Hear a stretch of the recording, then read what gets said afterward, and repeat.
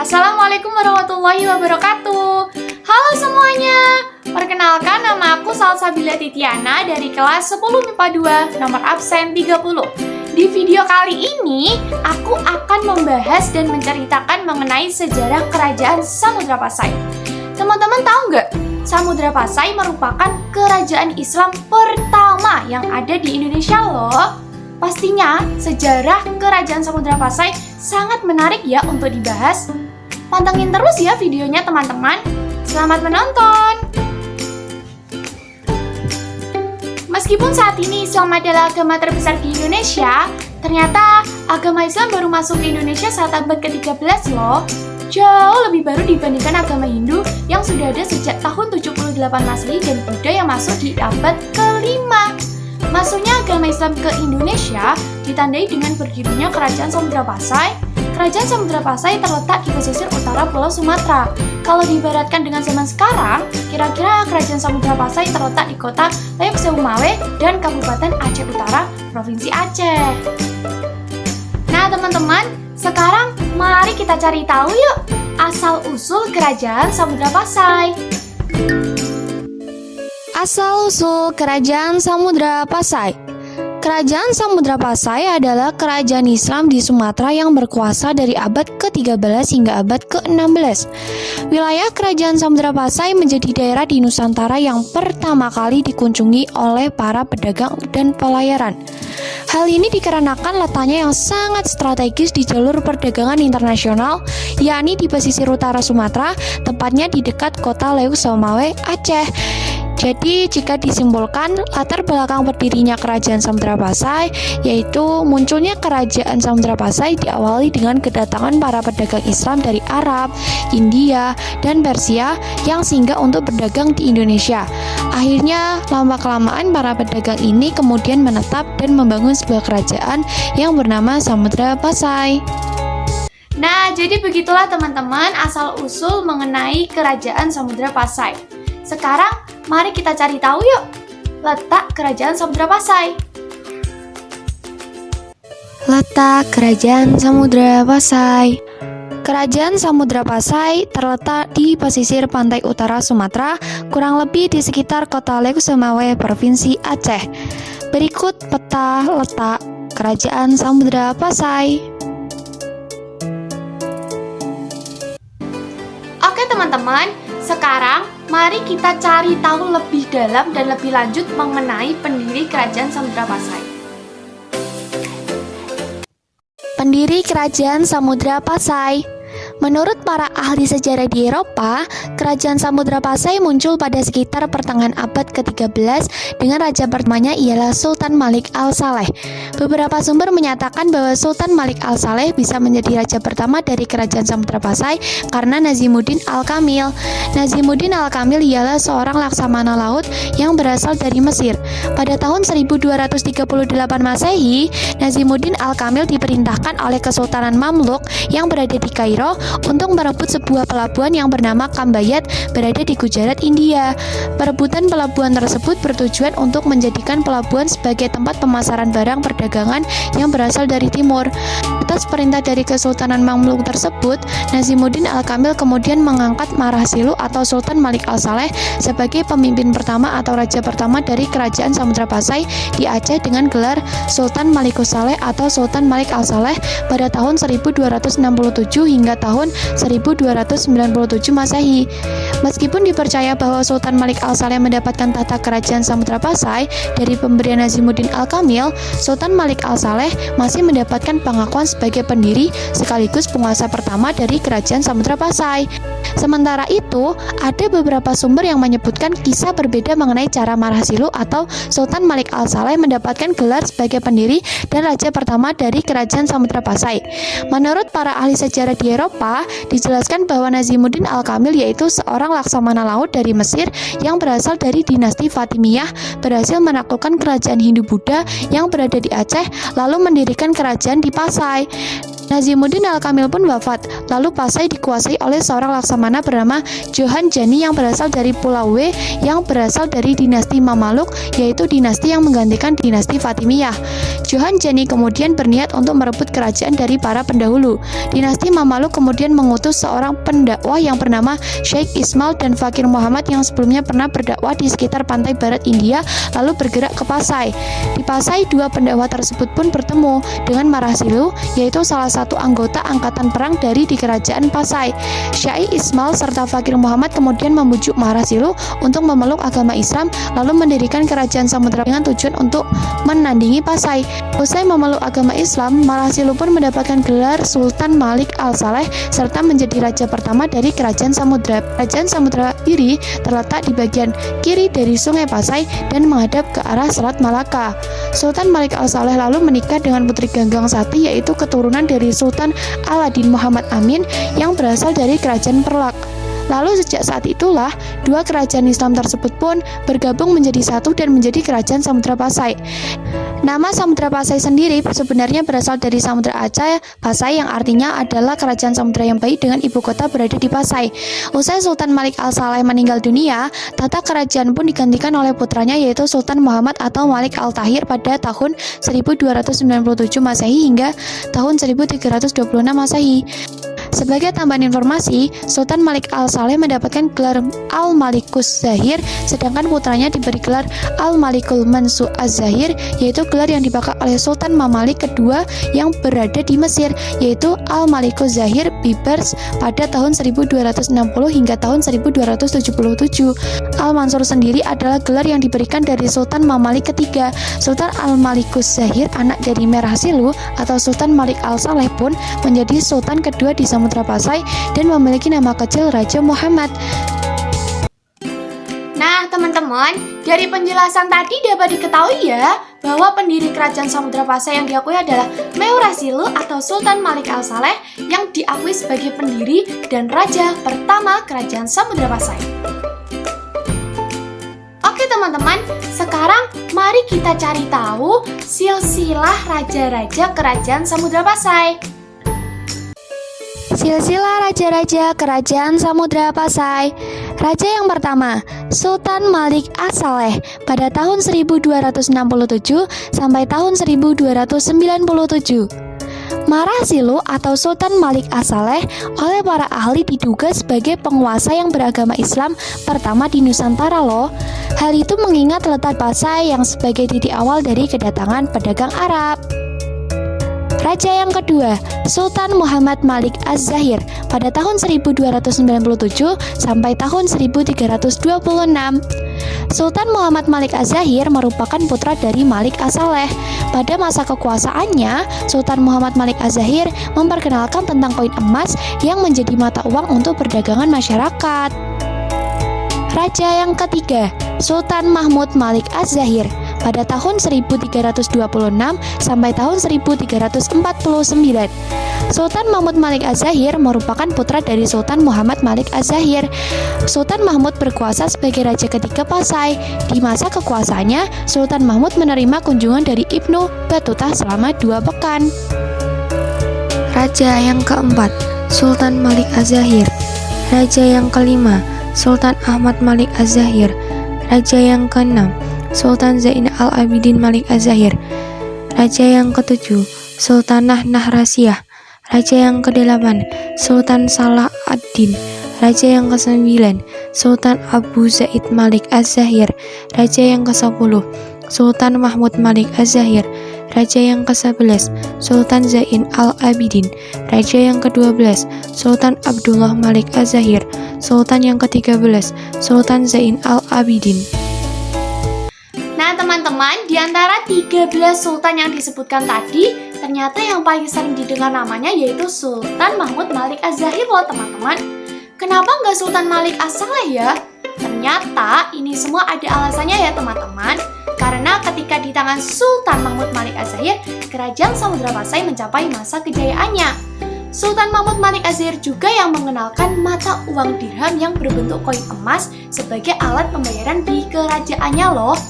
Nah, sekarang mari kita cari tahu lebih lanjut mengenai masa kejayaan Kerajaan Samudra Pasai dan kehidupan masyarakat Kerajaan Samudra Pasai yang dilihat dari berbagai aspek. Masa kejayaan Kerajaan Samudra Pasai. Kerajaan Samudra Pasai mencapai masa kejayaannya pada masa pemerintahan Sultan ketiga, Sultan Mahmud Malik Az-Zahir. Pada masa kepemimpinannya, Kerajaan Samudra Pasai menjalin hubungan yang erat dengan kerajaan-kerajaan Islam di India dan Semenanjung Arab. Rempah-rempah seperti lada menjadi salah satu komoditas yang memanfaatkan Samudra Pasai dengan kerajaan-kerajaan ini. Tidak hanya itu, lokasi Kerajaan Samudra Pasai sebenarnya strategis banget untuk perdagangan, yaitu tepat di Selat Malaka. Sehingga kapal-kapal perdagangan di seluruh dunia sering mampir ke Kerajaan Samudra Pasai. Kapal-kapal dari Cina, India, Siam, Arab, dan Persia sering berkunjung dan bahkan menetap di Samudra Pasai. Selain kapal-kapal perdagangan, Kerajaan Samudra Pasai juga dikunjungi para pengunjung maupun orang-orang yang ingin belajar agama Islam. Dua terkenal dunia, Marco Polo dan Ibnu Battuta, bahkan pernah mampir ke Kerajaan Samudra Pasai loh. Menurut catatan Ibnu Battuta, Sultan Samudra Pasai pada saat itu adalah sosok yang menjunjung tinggi agama. Beliau bahkan berhasil mengislamkan penduduk yang ada di daerah-daerah kekuasaan Samudra Pasai. Kerajaan Samudra Pasai terus dikenal sebagai kerajaan Islam yang kaya hingga datangnya pengaruh Kerajaan Sriwijaya yang melemahkan kerajaan ini. Kehidupan masyarakat Kerajaan Samudra Pasai. Yang pertama, kehidupan politik. Setelah resmi menjadi kerajaan Islam, kerajaan bercorak Islam pertama di Indonesia, Samudra Pasai berkembang pesat menjadi pusat perdagangan dan pusat studi Islam yang ramai. Pedagang dari India, Benggala, Gujarat, Arab, Cina, serta daerah di sekitarnya banyak berdatangan di Samudra Pasai. Samudra Pasai setelah pertahanannya kuat segera meluaskan kekuasaan ke daerah pedalaman meliputi Tamiang, Balikbimba, Samerlangga, Berwana, Simpak, Buloh Telang, Benua, Samudra, Perlak, Hambu Air, Ramacandi, Tukas, Pekan, dan Pasai. Dalam rangka Islamisasi, Sultan Malik Al-Saleh menikah dengan putri Japerlak. Sultan Malik Al-Saleh mangkat atau meninggal pada tahun 1297 dan dimakamkan di kampung Samudra Mukim Blangme dengan disamakan berciri Islam. Jabatan Sultan Pasai kemudian diteruskan oleh putranya, Sultan Malik Al-Tahir. Sultan ini memiliki dua orang putra yaitu Malik Al-Mahmud dan Malik Al-Mansur. Ketika masih kecil, keduanya diasuh oleh Syahid Ali Qiyatuddin dan Sayyid Asmayuddin. Kedua orang putranya itulah yang kemudian mewarisi tahta kerajaan. Sementara itu, kedua pengasuhnya itu diangkat menjadi Perdana Menteri. Ibu kota kerajaan pernah dipindahkan ke Leuk Seumawe. Sepeninggalan Sultan Malik Al-Saleh, Samudra Pasai diperintah oleh Malik Az-Zahir I pada tahun 1297 sampai tahun 1302. Ia sering mendapat sebutan Sultan Muhammad. Pada masa pemerintahannya, tidak banyak yang dilakukan. Kemudian tahta digantikan oleh Ahmad yang bergelar Al-Malik Az-Zahir II. Pada masanya, Samudra Pasai dikunjungi oleh Ibnu Battuta, seorang utusan dari Delhi yang sedang mengadakan perjalanan ke Cina dan singgah di sana. Menurut Ibnu Battuta, Samudra Pasai memiliki armada dagang yang sangat kuat. Baginda Raja yang bermazhab Syafi'i sangat kuat imannya sehingga berusaha menjadikan Samudra Pasai sebagai pusat agama Islam yang bermazhab Syafi'i. Pada abad ke-16, bangsa Portugis memasuki perairan Selat Malaka dan berhasil menguasai Samudra Pasai pada tahun 1521 hingga tahun 1541. Selanjutnya, wilayah Samudra Pasai menjadi kekuasaan Kerajaan Aceh yang berpusat di Bandar Aceh Darussalam. Waktu itu yang menjadi raja di Aceh adalah Sultan Ali Muqayyad. Yang kedua, kehidupan ekonomi. Kehidupan ekonomi masyarakat Kerajaan Samudra Pasai berkaitan dengan perdagangan dan pelayaran. Hal itu disebabkan karena letak Kerajaan Samudra Pasai yang dekat dengan Selat Malaka yang menjadi jalur pelayaran dunia saat itu. Samudra Pasai memanfaatkan Selat Malaka yang menghubungkan Samudra Pasai, Arab, India, Cina.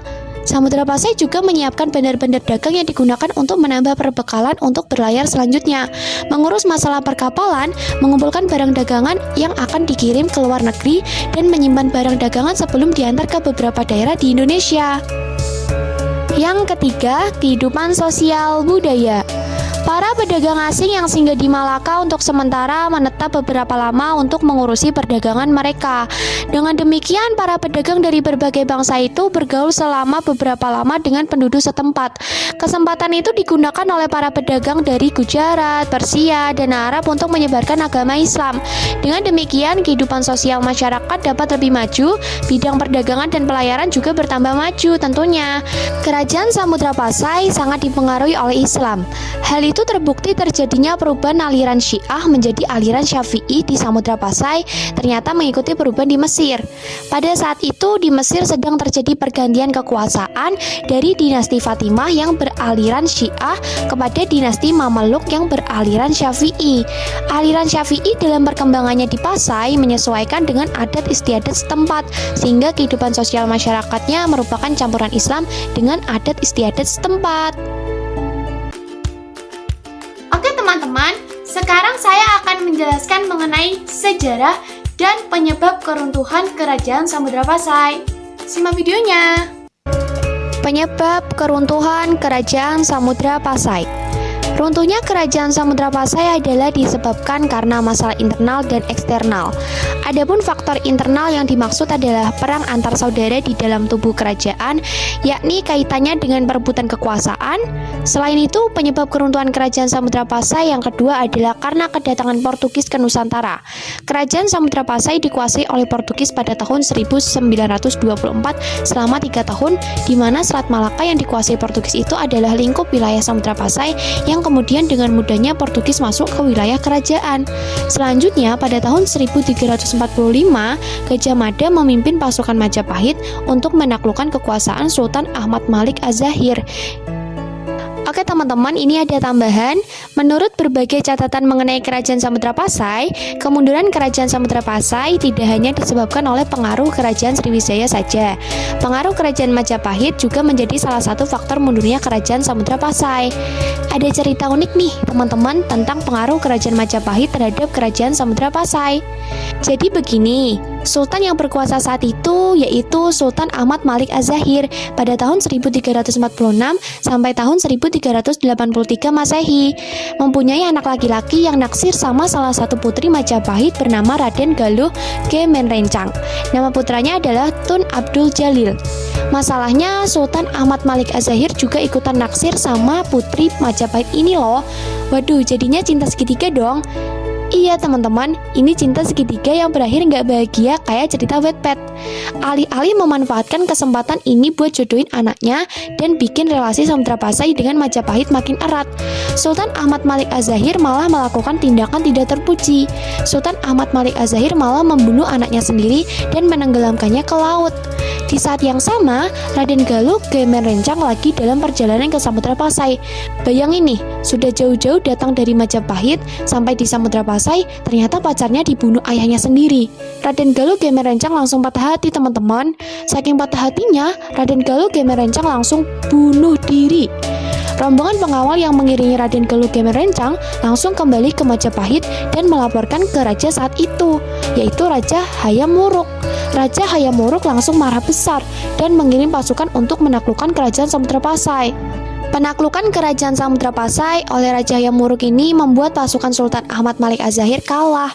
Sultan Ahmad Malik Az-Zahir lalu melarikan diri dan mengungsi ke daerah yang dinamakan Menduga. Sejak saat itu, kekuasaan Kerajaan Samudra Pasai semakin melemah berkat pengaruh Kerajaan Majapahit. Ternyata runtuhnya Kerajaan Samudra Pasai disebabkan karena masalah internal dan eksternal ya teman-teman. Jadi jika disimpulkan, faktor penyebab runtuhnya Samudra Pasai adalah perebutan kekuasaan di dalam Kerajaan Samudra Pasai serta serangan dari Portugis dan serangan dari Kerajaan Majapahit. Nah teman-teman, sekarang aku akan memberitahu beberapa peninggalan dari Kerajaan Samudra Pasai. Simak videonya ya.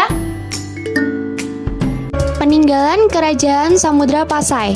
Yang pertama, dirham. Zaman dulu dirham tidak memakai kertas, maka dari itu dirham-dirham yang ada di Kerajaan Samudra Pasai dibuat dari 70% emas murni, 18 karat tanpa campuran kimia kertas, berdiameter 10 mm dengan 0,6 gram setiap koinnya. Dirham ini dicetak dengan dua jenis, yakni 1 dirham dan setengah dirham. Pada satu sisi dirham atau mata uang emas itu tercetak tulisan Muhammad Malik Al-Zahir, sementara di sisi lainnya tercetak tulisan nama Al-Sultan Al-Adil. Dirham ini banyak digunakan sebagai alat transaksi, terutama tanah. Tradisi mencetak dirham emas kemudian menyebar ke seluruh Sumatera, bahkan sampai semenanjung Malaka semenjak Aceh menaklukkan Pasai pada tahun 1524. Yang kedua, Cakradonya. Cakradonya merupakan sebuah lonceng yang bisa dibilang keramat. Cakradonya ini merupakan lonceng yang berupa mahkota besi berbentuk stupa buatan Cina tahun 1409 Masehi. Lonceng ini memiliki tinggi 125 cm dan lebar 75 cm. Cakra sendiri memiliki arti poros kereta, lambang-lambang Wisnu, matahari, atau cakrawala. Sementara donya berarti dunia. Pada bagian luar cakradonya terdapat sebuah hiasan dan simbol-simbol berbentuk aksara Arab dan Cina. Aksara Arab tidak dapat dibaca lagi karena telah aus. Sedangkan aksara Cina bertuliskan Sing Fang Niatong Jut Kat Nyat Jo, atau yang artinya Sultan Singfa yang sudah dituang dalam bulan 12 dari tahun kelima. Intinya, cakradonya ini adalah sebuah lonceng impor. Cakradonya sendiri merupakan hadiah dari Kekaisaran Cina kepada Sultan Samudra Pasai.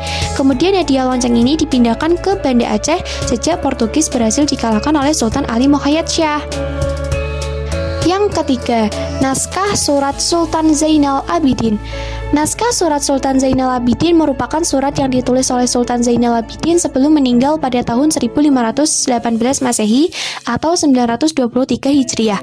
Surat ini ditujukan kepada Kapitan Moran yang bertindak atas nama wakil Raja Portugis di India. Surat ini ditulis menggunakan bahasa Arab. Isinya menjelaskan mengenai keadaan Kesultanan Samudra Pasai pada abad ke-16. Selain itu, dalam surat ini juga menggambarkan tentang keadaan terakhir yang dialami Kesultanan Samudra Pasai setelah bangsa Portugis berhasil menaklukkan Malaka pada tahun 1511 Masehi. Nama-nama kerajaan atau negeri yang memiliki hubungan erat dengan Kesultanan Samudra Pasai juga tertulis di dalamnya, sehingga bisa diketahui pengejaan serta dan nama-nama kerajaan atau negeri tersebut. Adapun kerajaan atau negeri yang tertera dalam surat tersebut antara lain negeri Mulakat atau Malaka dan Pariaman atau Pariaman. Yang keempat, stempel kerajaan. Stempel ini diduga milik Sultan Muhammad Malikul Zahir yang merupakan sultan kedua kerajaan Samudra Pasai. Dugaan tersebut dilontarkan oleh tim peneliti sejarah kerajaan Islam. Stempel ini ditemukan di Desa Kuta, Krueng, Kecamatan Samudra, Kabupaten Aceh Utara. Stempel ini berbentuk 2 x 1 cm, diperkirakan terbuat dari bahan sejenis tanduk hewan. Adapun kondisi stempel ketika ditemukan sudah patah pada bagian gagangnya. Ada pendapat yang mengatakan bahwa stempel ini sudah digunakan hingga masa pemerintahan pemimpin terakhir Kerajaan Samudra Pasai, yakni Sultan Zainal Abidin. Yang kelima, nisan Sultan Malik As-Salih. Sepasang nisan Sultan Malik As-Salih berbentuk segi empat pipi bersayap dengan bagian puncak berupa mahkota bersusun 2. Pada nisan ini terdapat masing-masing 3 panel di sisi depan dan belakang yang berbahatkan kaligrafi Arab. Pada bagian puncak juga terdapat bingkai oval yang berbahatkan kaligrafi Arab. Yang keenam, makam Teungku Sidi Abdullah Tajul Nilah. Makam ini merupakan peninggalan dari dinasti Abbasiyah dan beliau merupakan cicit dari Khalifah Al-Muntasir. Teungku Sidi memangku jabatan Menteri Keuangan di Samudra Pasai. Makam terletak di Gampong Kota Krueng. Batu nisannya terbuat dari marmer dihiasi kaligrafi. Yang ketujuh, makam Teungku Pewut Plot Pewut. Di komplek terdapat makam 44 orang ulama dari Kesultanan Samudra Pasai yang dibunuh karena mengharamkan pernikahan raja dengan putri kandungnya. Makam ini terletak di Gampong Beuringen, Kecamatan Samudra. Pada nisan tersebut juga bertuliskan kaligrafi surat Ali Imran ayat 18. Yang kedelapan, makam Ratu Al-Aqla atau Nur Ilah. Ia adalah putri Sultan Muhammad Malikul Dahir. Makam ini terletak di Gampong Meunje Tujoh, Kecamatan Matangkuli. Batu nisannya berhiaskan kaligrafi berbahasa Kawi dan Arab. Yang kesembilan, makam Sultan Muhammad Malik Al-Zahir. Malik Al-Zahir adalah putra dari Malik Al-Saleh yang memimpin Kesultanan Samudra Pasai pada tahun 1287 sampai 1326 Masehi. Letak makamnya bersebelahan dengan makam ayahnya Malik Al-Saleh. Yang ke-10, Nisan Sultanah Naharasiyah. Makam Ratu Naharasiyah terletak di Desa Weunasah, Kota Kroeng, Kecamatan Samudra. Pada makam ratu ini juga memuat silsilah raja-raja Samudra Pasai. Makam beliau merupakan makam muslim terindah di Asia Tenggara. Makam Sultanah Naharasiyah memiliki jirat yang tinggi bersatu dengan bagian nisan. Keseluruhannya terbuat dari pualam yang langsung didatangkan dari Gujarat. Oke teman-teman, kurang lebihnya seperti itulah sejarah mengenai Kerajaan Samudra Pasai. Mohon maaf ya apabila ada kesalahan serta kekurangan dalam penyampaiannya. Saya pamit dulu. Wassalamualaikum warahmatullahi wabarakatuh.